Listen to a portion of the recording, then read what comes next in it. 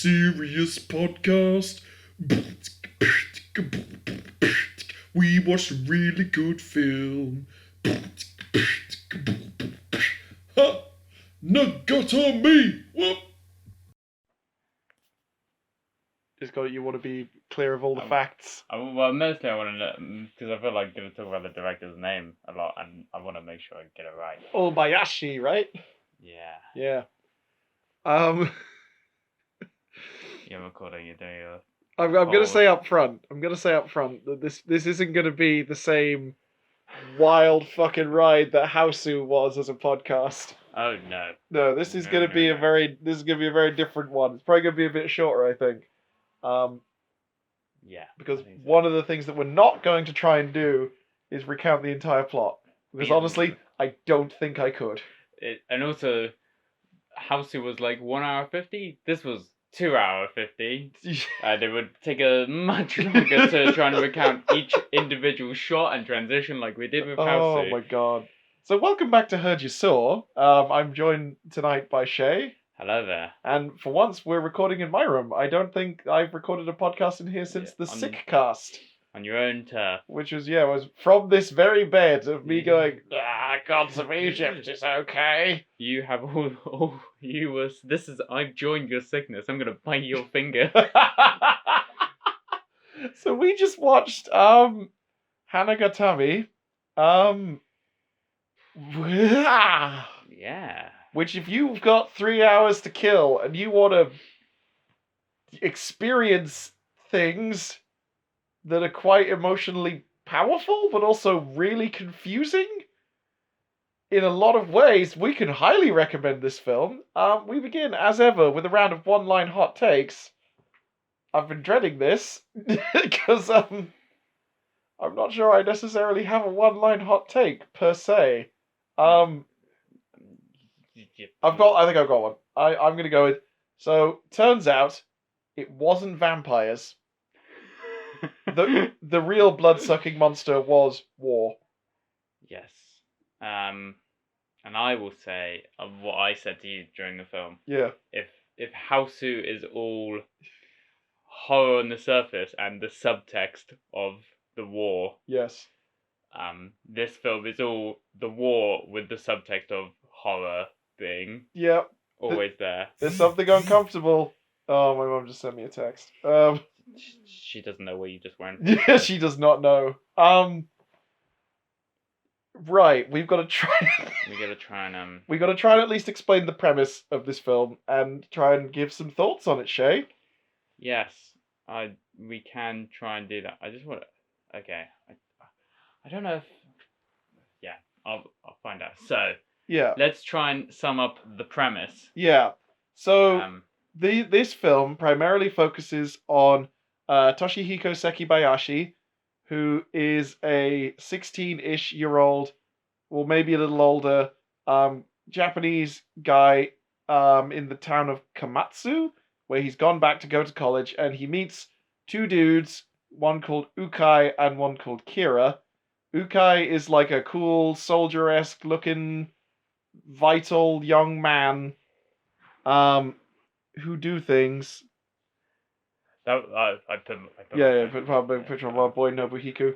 And Kira is an old monk man, and they go to school together, and he's instantly sort of taken with them and decides that they are friends. His cousin, right?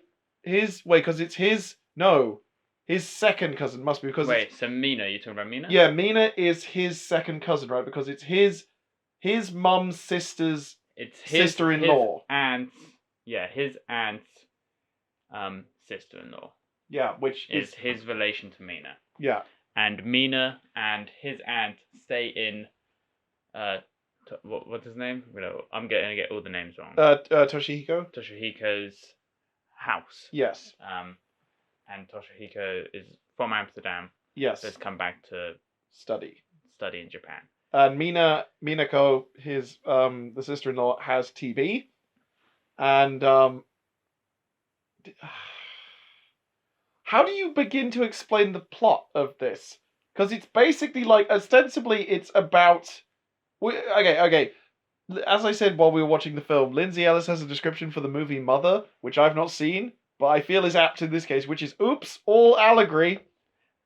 You say that, but I don't think this is Oops All Allegory. What do you think this is? Because, well, one, Mother you watch and you go, Oops All Allegory, and you get it all, every single interpretation within the first, 10 minutes, and then you just have to be subjected to 90 minutes of misogyny, and you go, what's the point? I got what this film is. Now you're going on much longer. I've already got it. You're not saying anything else now. So I don't like Mother for that reason. Right. But this film it's surreal and experimental and has images and motifs that run throughout, but it's not allegorious because it is very much set at the war. Yeah. The literal things are literally happening. Yes. But equally, I feel that TB is kind of an allegory, but also it is a real disease at that time. Well, yeah, but I would also argue that I feel like the characters are being used as, microcosm simulacra for, Japanese youth of the time? Yes. As it were, they're sort of representative of, the disaffection, but also the different. I feel like you look at Kira, Ukai, and Toshihiko, the three main male protagonists. Toshihiko's ostensibly the main character, but he has much less narrative agency than either Ukai or Kira, who are both people that make things happen. There's a they make some stuff happen, and I think their relationship to Toshihiko is very, very different, but also there's a lot of thematic mirroring going on. Ukai is described as being a being of life. He is vital. He is full of vitality. He's he has the trappings of a soldier, but he's also in tune with nature and is musical and is sexual. Whereas Kira is seen as all intelligence, all hard, cold. Not logic, but sort of the more sort of venal aspects of wanting to indulge your own rampant desires, but crippled with this body that doesn't do what he wants it to do. So he's this more sort of poisonous, pernicious aspect, which nonetheless has knowledge and gifts and things that draw Toshihiko into his web.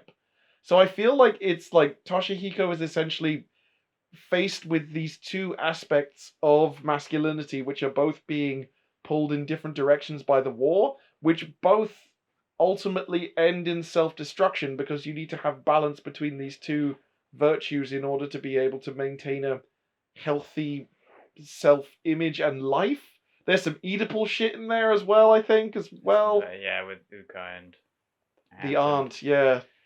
So the premise is that there's a bunch of young people who are all Toshihiko's come back to study from Amsterdam, and he meets all these people, including, and they all become friends somehow. We'll discuss some scenes of how they become friends soon. It's a whole thing. It's a whole thing.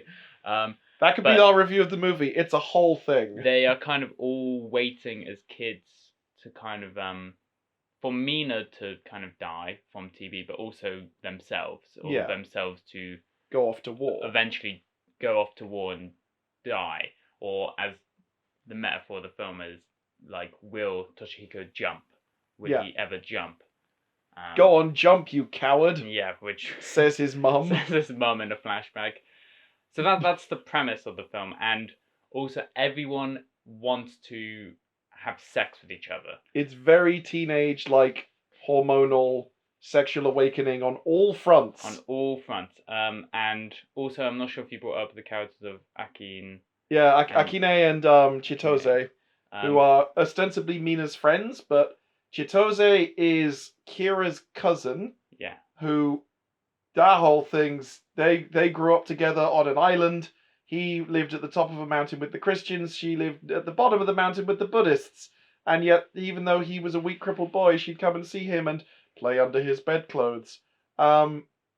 She's also a photographer. There's a lot of stuff about, the importance of image and how things are seen and captured and remembered, much like Houseu. Yeah, it's got motifs that continue from Houseu. Obayashi clearly has a cinematic style, which this was, it's hard to think of a movie that is more experimental than Hausu in some ways. Yeah. I feel like this pushed a lot of envelopes in a lot of different ways. Like, I think he was trying to really test himself. Like, the first 15 minutes, which we have watched twice, which you'll recall if this goes out after the Journey to the West episode, this was the movie we were planning to watch originally. And the first 15 minutes is like cut like an action movie, regardless of what is happening on screen. Yeah, a lot of the time the pacing is like Michael Bay kind of pace. Yeah. Like, boom, quick, cut. This 80-year-old director is like, go. Yeah. If it's not cutting, then it's changing the angle Yeah. completely, Fuck 90 the line. degrees of Fuck the line. yeah, or of the shot itself, so things are upside down, and you're like, okay, cool, yeah, great. It's very engaging, and it is quite beautiful in a lot of places. There's a lot of really lovely bits of camera work in here, and some really astonishingly constructed shots. Nothing is real, which I feel is very deliberate.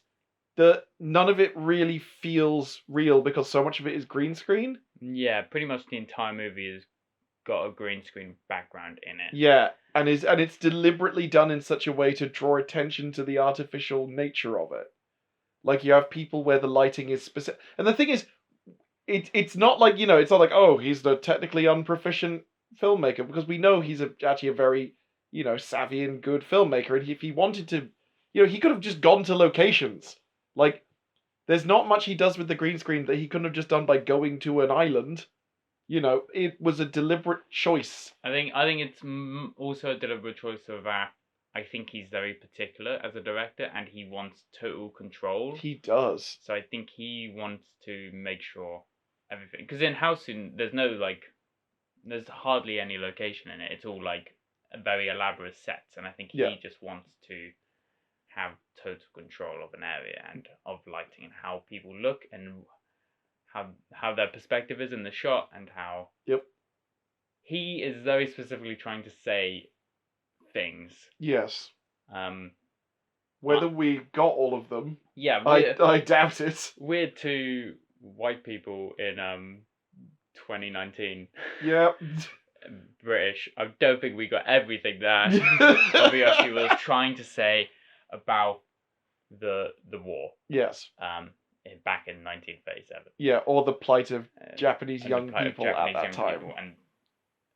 But also, I think his point is that a lot of 2019 Japanese people don't understand the plight. I think that's why he made the movie, as he clearly, explicitly says at the end. Yeah, he's like, what have they got to jump for? But, yeah. Or what does it... No, rather he says, what does it mean for them to jump? What does it mean for any of us to jump? It's really interesting, I think, that he actually ended on it ends on an unfinished sentence as well. So, which is super interesting. At the end... And just to say, I'm not sounding the spoiler klaxon, because as you may have got from our description of this, it's really hard for us to spoil anything, because so much happens, but also so little happens. Yeah, and it's not really about the events that happen that make the narrative give it its weight or its ability to affect you. It's about the experience of sort of going through it. I do think that if you do want to watch the movie, I don't know, it'd be hard to find it, but yeah, if you do want to watch the movie, I would say this thing is a spoiler what we're about to discuss, just because when I just watched it, I was like about to cry, and like this is pretty intense thing, and it's essentially the director's going, this is what the movie is, by the way. Yeah, it directly and emphatically lays out, here's what I've just spent the last better part of 3 hours. This is what you've invested in, and do you want to take on its message? So I'll say what the beginning is, because the beginning begins with a frame device of someone reading the play Hanagatami, right? And talking about what happened in 1937 and the different artists that died. Yeah. In 1937, and it's young Toshihiko. Yep. Reading it, and then it cuts to him on a cliff, within the back, looking through the wrong side of the telescope, him, and like the past is ancient. It's not nostalgia. It's all it's all there, and so that's the kind of idea. Will Toshihiko jump? Is constantly thinking. The ending of the film is, I believe it's Obayashi playing the older, It could be. but I'm not too sure. An old person, But it's an definitely old, an old guy. Toshihiko. It's definitely implied that the director is Toshihiko. Yes. But whether Obayashi is actually playing himself, I don't know. We can't necessarily speculate as to how autobiographical this film is. But, necessarily. Yeah. The old Toshihiko, which is the first time you ever see him, is like right in the last 10 minutes of the film. Yeah. After a nightmarish scene of pretty much everyone dying. Yeah. In different ways. Or marching off to the war in the ghost parade of scarecrow men. He kind of, the director visits all the different locations and cries over, says what all the different people represent and are, like you just said, all the different youth that they're supposed to symbolize, and then goes to Mina's grave and kind of cries over her and what. As the grave bleeds. Yeah, and the director's just... And then it cuts back to the beginning of the film where young... Well, what's important to note about young Toshihiko in the sequence is that it's really a testament to the actor, actually, because just by the way that he speaks and carries himself, he's an entirely different character to Toshihiko for the vast majority of the film. Like, it's a mature, sort of adult version, even though he's the same age. He's not playing a child or a teenager. He's playing a man, an adult rather. Yeah. And it's him talking about the themes of the film. Yeah, and it's how everyone has forgotten what living in wartime Japan was. Yeah. And what does it even mean now for the youth of today and for the Japanese people to jump, or anyone to jump. Yeah. Which is kind of the metaphor of like, will you jump into the war? Will you jump? And at that point, the green screen background is of Obayashi's director's chair. Yeah, with his name on it. With his in name English, so we know. And that's the ending of the film. Well, and it ends on him saying, "As for me, cut." Yeah. And he goes to say what it means, and then he doesn't tell us. I feel like this is Obayashi's last film. He also talks about someone else's swan song. Yes. Someone else's directorial swan song who died in the war.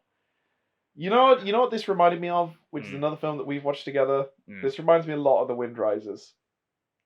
Yes, it does. Not just because of themes of TB and wartime Japan, but also this feels, again, in the same way that when I first watched Wind Rises, is that you watch this and you feel like this is something really, really personal. Like you're putting something that you've clearly been preoccupied about for decades on screen. This is something that means a huge amount to you, and you're presenting it in a way that really, in a sense, does not give many concessions to the audience. Even though, like we've just said, that the film kind of directly and emphatically states its message, that's not until quite late on, and that's near the end of the film, when you've already gone through the vast majority of... It's like the movie happens, and then the last 20 minutes is just, and now I'm going to contextualize everything that you've just witnessed. Yeah, almost kind of in a plea of I want you to understand. I'm aware that what I just did may seem confusing or difficult or challenging or whatever, but don't get it twisted. This is what I mean. Yeah. He's not saying, these individual images mean this specific thing, this specific thing. He's just saying, this is the message of the film, and I need you to understand that. And you watch the film through that lens of what I'm trying to tell you. Yeah. And maybe you pick up on things. Yeah. And it's an important question, I think. Like, the concept of jumping in the text of the film is taking that important step to push yourself and jump into something that is dangerous but you believe in, to pursue the things that you want. Like Ukai jumps to get the aunt character effectively, and Mina at the same time, and kind of gets mixed within the whole TB thing, but also as a young soldier. It's very confusing about what his fate is. Exactly. But he jumps into his desires. Yeah. Kira jumps because he achieved all of his desires.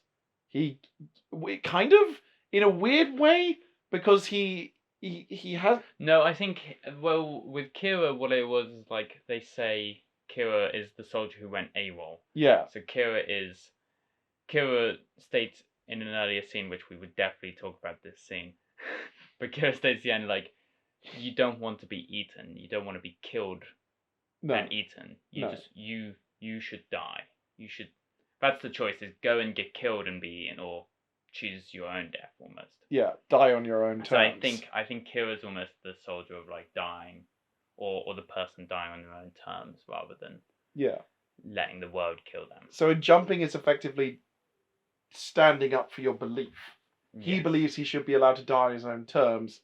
Ukai believes he should have whatever that thing is meant to represent with the aunt and with Mina and the swimming and the bodysuits and all that. Because Ukai is also won't go to the war because he's left-handed and doesn't want to die. Yeah, well, he can't. He can. He feels it's interesting for his character because he seems to feel some aspects of shame, like he dresses in his brother who did go to the war. He dresses in his brother's military gear and assumes the position in the weird dance tableau where everyone's relationships really starts interconnecting and people have all the pointed conversations. He assumes the position of the deceased uncle character, Mina's brother, who also had TB but went to war anyway and died in Manchuria with his cello because he believed for lack of a better term, I presume, jumped because he believed in what he was doing. Yeah, so it's quite an intense film. Yes. And it has a lot to say, and I think it's an important film. And don't be put off by the 3-hour runtime because it doesn't. It's nippy. It's definitely an entertaining watch, like entertaining in big quotes, but it's engaging. And it's definitely in the same way that Houseu's not really like anything you've seen before. This is it's not that much like Houseu, to be honest. No, yeah, it's not really like Houseu. Yeah, while he has the same the cinematic style of it, it leans much harder into its very specific choices and motifs. Yeah. Like there's so much like musical motifs and visual motifs and stuff that keeps coming back. Like there's this stuff with the records, the cello music, etc. Yeah. The fucking ocean, the ocean as a symbol of so many things. The Mother Island. I would say like Houseu. Oh, yeah, Houseu has motifs and everything that runs through and has a very strong theme and is definitely about the destruction of the bomb. Yeah. But it's also a film made for young people, and it's very much a capitalist film. Like we're making this film for young people. You're hired to engage young people. Yeah. Interesting, but sorry, sorry to interrupt you, but it's an interesting parallel to look at the characters in Houseu and look at the characters in Hanagatami, because in Houseu, they are literally one-note characters almost by design. Like they have literally their name is fantasy is always daydreaming. Prof knows stuff. Mac is a fatty. She loves food. Kung fu. Kung fu does kung fu. Yeah. Whereas in this, the characters are they're both more real, but also in some ways less real. In some ways, like Kira feels to me the most like sort of I am a symbolic character, because the way that he acts and the way he is and the way he's so radically different to almost everybody else in the setting, even someone from ostensibly the same culture as him, like Chitose, it's really alien and kind of weird within the setting. So it's I feel like these characters are much more complex.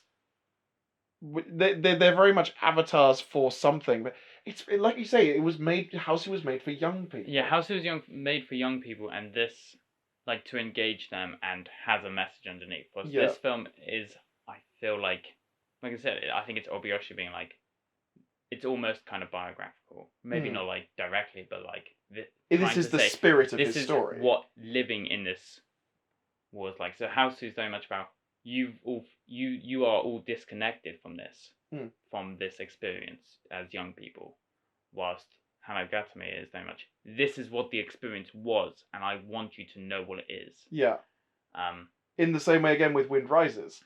While it's not a biographical story of Hayao Miyazaki as a person, the story of Jiro's development of the Zero Fighter is a direct parallel to how Miyazaki feels about his own art. And like his sort of like, this is what it's like in the creative struggle and coming out of wartime Japan and having this color the way that you think about things and your prioritization of like yourself and your wants and your needs versus the important work that you believe in.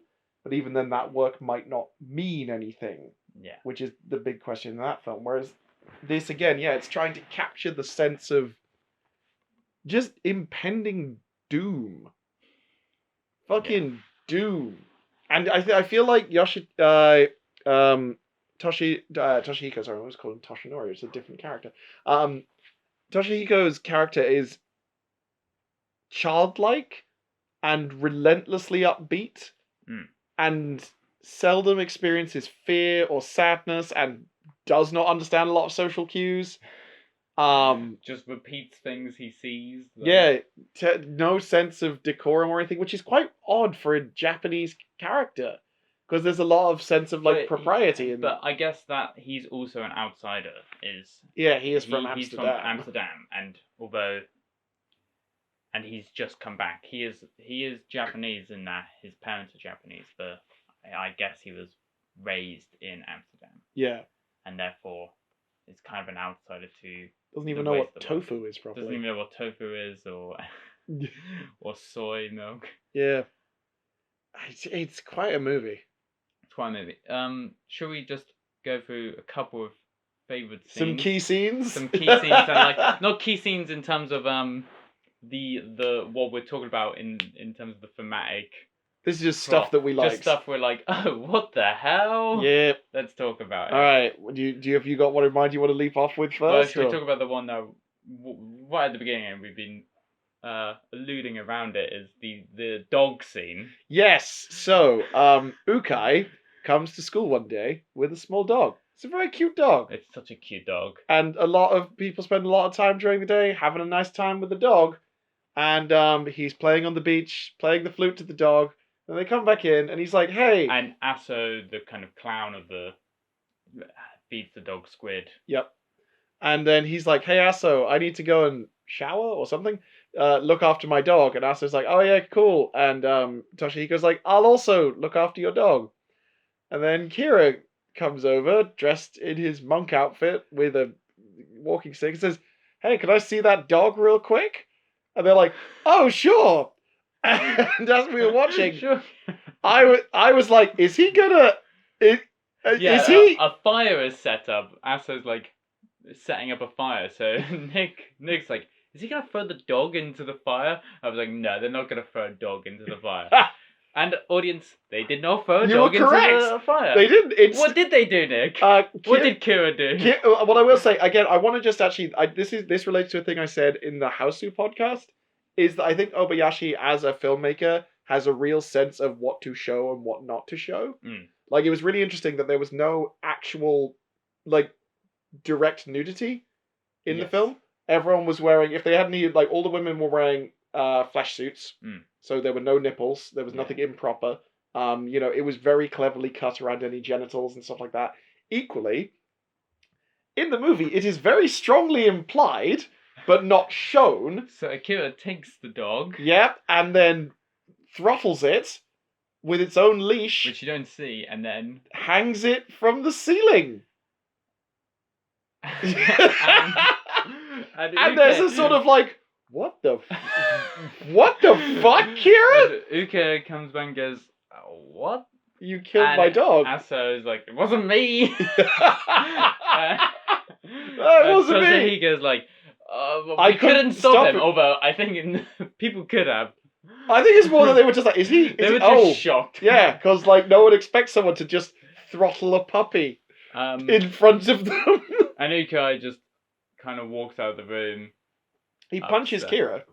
Does he punch Kira? Yeah, he then? punches Kira the Okay, first yeah. time, and then leaves. And Kira just explains that, that thing I was talking about earlier about being killed, don't want to be eaten. The Yeah. dog ate the squid. We eat the dog. Yeah. We don't actually eat the dog. Yeah. You see a shadow of the dog hanging, and then you see Toshihiko take the corpse and bury it by Ukai's tree that he likes to hang out. Yeah. His sexy posing tree. There's a bit where Kira sticks his hand in some boiling water, just for no real good reason. To show that he's as good as Ukai, even though Ukai does it to try and show up Aso because he's jealous of Aso because he's I think it's just a has kind of asthma. mind over body thing, but Ukai puts a coin in boiling water because he's jealous of Aso for having asthma. That is the reason that is stated in the movie. Because we don't know why. Ukai's pretty perfect in every way, apart from the fact that he's left-handed. So I guess he feels like he should be worse. He shouldn't be so great. He's full of life. He's full of life. Just very vigorous. And Aso's like, I'll get the coin and like touches the water a little bit and goes, "Ow, that's hot," because it's boiling water. Yeah. And Kira comes in and goes, "Can I have a try?" And goes, "Yeah." I just want to say that the classroom is like being like going, "Yeah!" Everyone's like, "Fucking get that shit out of hot water!" Don't do that, Kira. Don't pick up that coin. That's a bad idea. So he takes off his watch. Gives it to Toshihiko, and puts his hand into the water with no real reaction. Gets out the coin, burns himself, starts smoking a cigarette. Yep. And you see his like horrible hand for all the like his burn-ridden hand because mind over body, and he takes orders just from his own thoughts. He's like I'm a Christian, but I don't believe in Buddha or Jesus. I do what my mind tells me to do, and if my mind tells me to do something, I have to do it. Yes. Which makes him fucking terrifying. And then you see there's a bit where they go for a picnic by a cliff, and I'm like, oh god, Kira's gonna push someone off a cliff. Like, I always feel like I don't know what he's going to do. He doesn't. Yeah, fortunately. But also, But also, everyone wants to fuck everyone. Yes, so everyone wants to fuck everyone. Toshihiko is weirdly following everyone. Yeah. And sees Ukai smoke and sees Kira smoke. So starts smoking himself. And both later on. I'm like, smoking! I love Kira's response is my favorite. Is like, huh. So yeah. Toshihiko goes, oh yeah, do you want a cigarette, Kira? And Kira goes, smoking, I quit. Oh, why did you quit, Kira? Because it accomplishes nothing and leaves you empty. And you're like, oh. And then later Toshihiko offers a cigarette to Ukai, and Ukai's like, oh, that one time you saw me smoke? That was my only time I did that. And I thought it was dumb. Only idiots smoke. And the weird part of the film is that we were bad-mouthing Toshihiko throughout the entire film. We're like, his fucking sister-in-law has TB. Yeah, he does not he does not follow social cues and is a trash person. And jokingly, because he was drinking soy, we were calling him a soy boy. even though like we don't subscribe to such. I've been listening to a lot of the leftist anime podcast Balling Out Super, which is great. And I gotta say, Toshihiko, he's a lot like Goku in Dragon Ball Super, where it's like annoying, relentlessly upbeat, doesn't follow social cues, just I want to slap you and just tell you like, behave yourself, young man. Yeah. So we were laughing, and then right at the end, it's revealed, hey, no, this guy is the one person who survives that war out of this lot, and it's super, super sad. And it ruins him.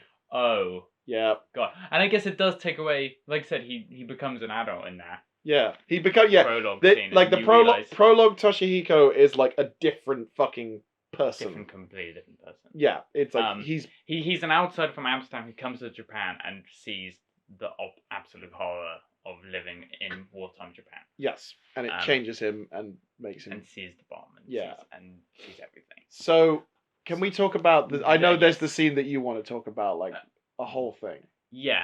Is that what you want to talk about right now? The Clippity-Cloppities? Oh, I want to talk about the Clippity-Cloppities so bad. So, yeah. As stated before, everyone is wanting to fuck each other hard. A lot. So hard. Like, you don't know who is wanting to fuck who. And they could form a fucking super dynamic polycule if they really put their minds yes, to at it. one point, Nick goes, "Is this is this a love triangle? Is this a love triangle?" And then 5 minutes later goes, "Oh, it's a love rhombus." It kept just evolving because it's like Toshihiko kind of likes Mina, but she's got TB, so that can't happen.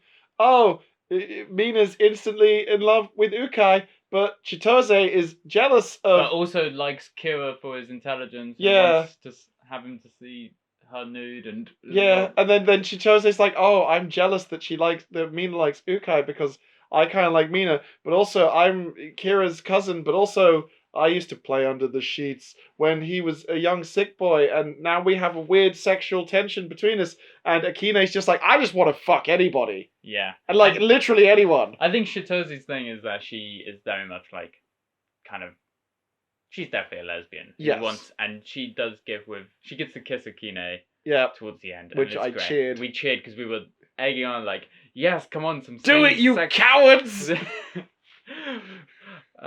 Yeah. But yeah, so everyone wants to fuck everyone. Kira and Toshihiko watch Ukai swim naked one night. Yes. And through a telescope. Through a telescope, and Kira goes, he does that every night. At this time. At this Just time. saying. And I watch. And I also gave night. you a watch, which allows you to keep track of the time. Game face. Toshihiko. Names. Toshihiko. And Ukai go out drinking. And then they steal a soldier's horse. They do. Oh, that's a whole side character. Well, let's not get into that. But anyway, yeah, they steal a horse. Yeah, the soldier commits harakiri with a gun later. Anyway, doesn't matter. I want to. He also sits completely motionless in the background in a bar, occasionally drinking, and then goes to sleep. They go, "That wasn't enough," and he's like, "I guess I'll sit here and drink more." I don't want to talk about the sad soldier. I want to talk about the fun horse scene. So they steal this soldier's horse, and we're both like, "Don't steal the horse, dudes."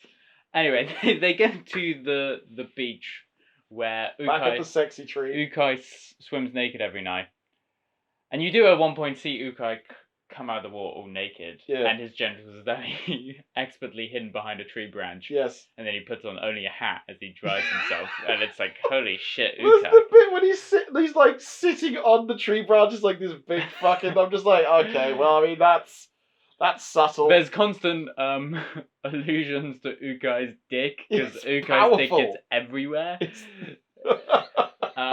Constantly referred to as his snapper sometimes. Oh, yeah, Ukai's snapper!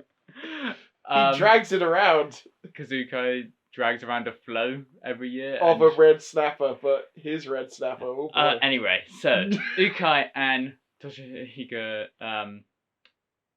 steal a horse and they go to the beach. Yes. And Ukai goes, the horse is naked. We should be naked too. And Toshihiko, who just goes along with anything his friends does, like, cool. Is like, yes, cool. And these two get naked, and they both ride bareback together on the horse, very close to each other, clinging on as the horse, and ride on the horse as it goes up and down, like as it trots along with them, like essentially hugging each other. A lot of hot bods. So they're bareback. It's twice very over. much barebacking. You don't actually see them kiss, even though they get very close to many times, and Kira watches them through a telescope. And that was a scene I found very beautiful. Did it move you, Shay? It moved me. I was only surprised because I didn't expect Ukai to be the bottom. But he was also a very... It was like a power bottom. Yeah, he was definitely a power bomb. He was like, he got on the horse, he was like, get on the horse. Yeah, get it. You get on the back. Yeah, he was very much a power bottom in that situation. It was so like, this is the thing.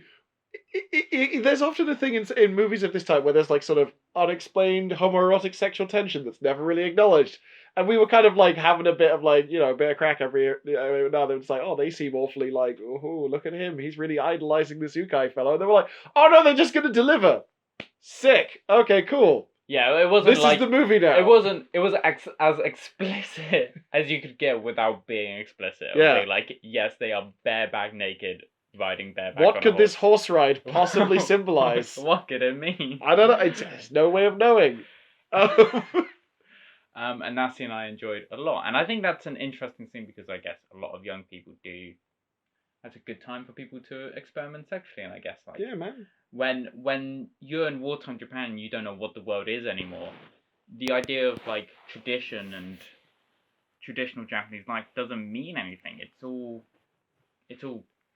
nothing means anything. So Yeah. of course you just go with like your basic desires almost, and Yeah. And that's kind of a parallel between both Ukai and Kira, is that their desires they are both living for their desires, but their desires are manifested in very different ways. yeah. And Kira and Toshiko almost kiss too, and Oh, very so oh, close. so close. They don't get there, but like it's like so fucking close. hair's breadth. Yeah. And that's right after he's just like Kira's just had sex with his cousin. Yeah, and it's apparently been awful for her because she looked like she died. yeah. That's the thing. Like I said, I don't think. I think Chitose was. She was straight up she gay. she was thinking I have to sleep with men like Ukai, because that's what is. And done, she has but- that weird sequence where Ukai's like making out with her really aggressively, and she's there's like, just "Nah." there's just gunshot noises and the sounds of war.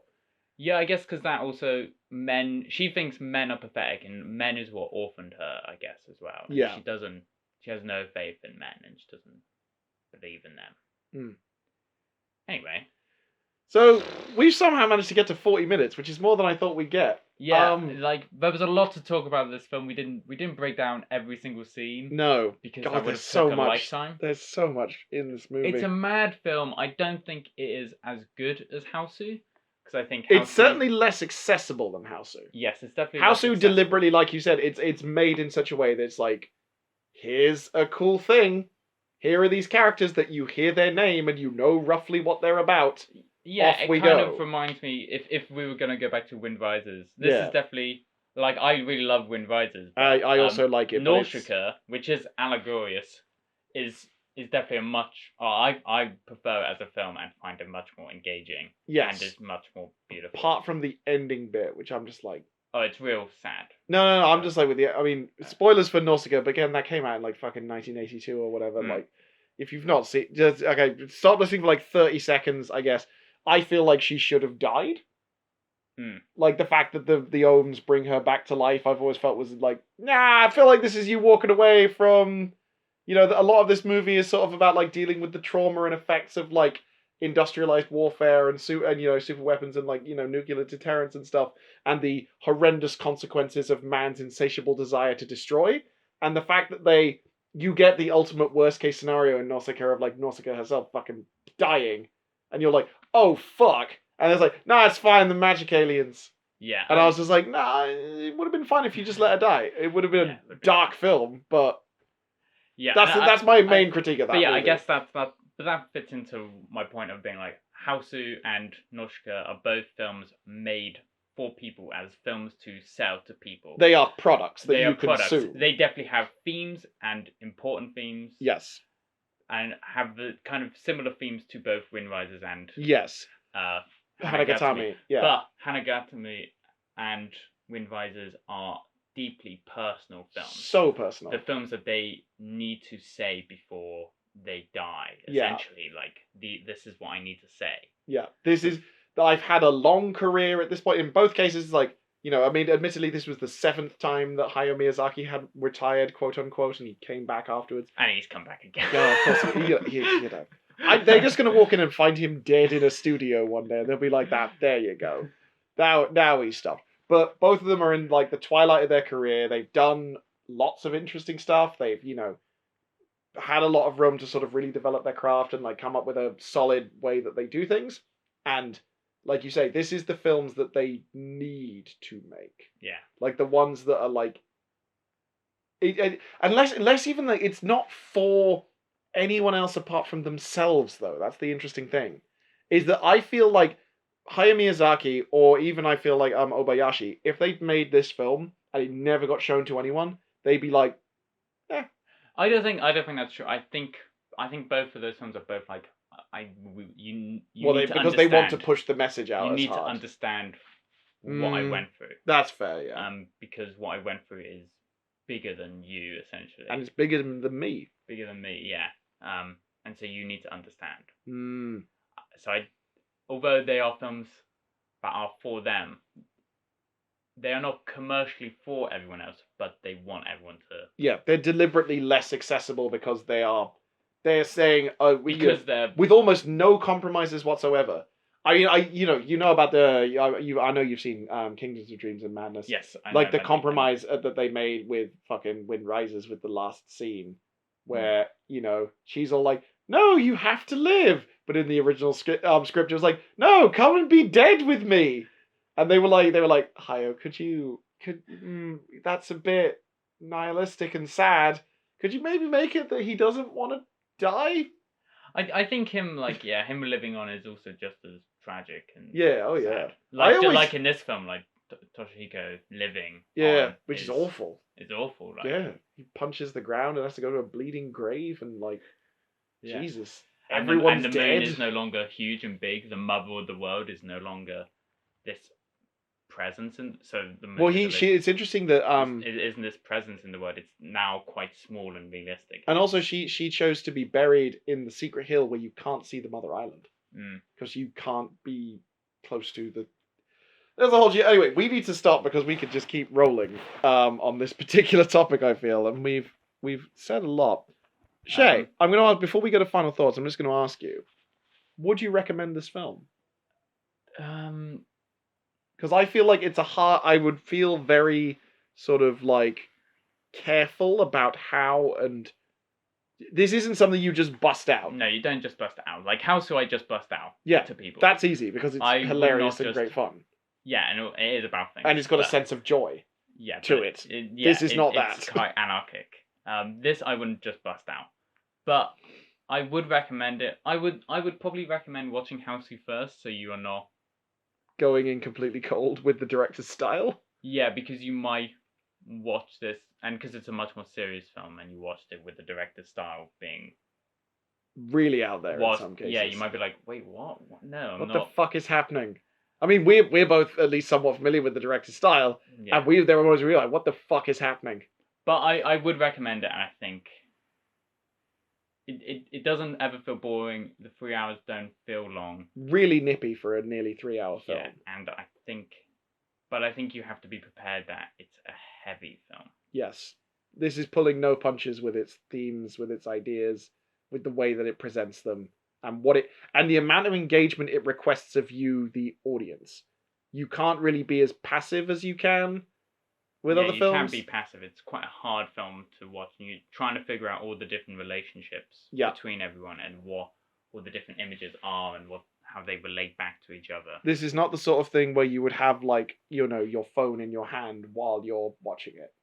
If you're going to watch this film, you are going to watch this film. Yeah, one of Nick's flatmates walked past the screen for a second, and Nick went, "Ah!" I was like, dude, that's not. Come on now, come on. Just because literally a second means everything in this film. It's So yes, I would recommend it. Yes, I also would, but admittedly again with the same caveats. So I guess Shay, final thoughts. Final thoughts. I guess I don't know what it means to jump. I don't know if I'll find what jumping is for me. I don't know. I feel like that. To piggyback off your final thought, I guess for mine would be, I think that the concept of jumping is something that you're constantly redefining. I think one of the things that separates Obayashi's generation from the current generation is that in many ways we have a lot more choice, but also a lot more awareness and more information about what we want to jump for. When you were growing up in Japan during World War II, you were in a situation where you were told things and they came to you through newspapers. Yeah. Whereas now with the modern era, we're much more aware of not only the plight of everybody else around us. There's a much more sense of global community than there ever was before. But equally, there's much more of a sort of like, hey, this system that we've always taken for granted. Yeah. Can I critique that? Yeah, like for us, if Theresa May just suddenly called a war, fuck off. We would have to be like, yeah, one, I would never really want to be in a war, but two, it'd be like, what the hell is your reasoning? Yeah. Being like, and now that's the same like with the Iraq War. People have constantly gone, well, what was that about? And it's Yeah. like, And you're like, and oh, the Vietnam capitalism. War, And, yeah. And oh, like, capitalism. yeah, Oh, and it's all what a that pattern. kind of, yeah. Now we see much more. Yeah. And I think, so for us, jumping is less something that is, it's harder for us to say exactly what we're jumping for. I feel like that in many ways, the current generation, I dread to think of the generation below us, we kind of live a lot more in the jump. Because we can't not, well, you can choose to not be aware and not engage and not do things if you want to and be a bit of a shitty person. Hey, podcast listener, make sure you're doing things with your life, baby. I don't know. Oh, this is just, it's not really a call to action, but just like, lead in, motherfucker. Come on. The world's full of loads of injustices that you could correct in many, many small ways. And if we all do that, things get better, you know? So I think that's like my final thought is that I think that what jumping means now, I think jumping is becoming the standard. That what we're aiming for is a society where we've all already jumped and now we're looking for what the next thing is. What do you do once you've landed? I think on that, somewhat, take that, Obayashi. I've got an answer to your 3-hour really I good film. Fight me on Twitter. He doesn't know. Anyway. It was a good movie. I liked it, but it gave me a lot of thoughts. Made me cry. A little bit, yeah. No bit. Gets to you. Anyway, bye.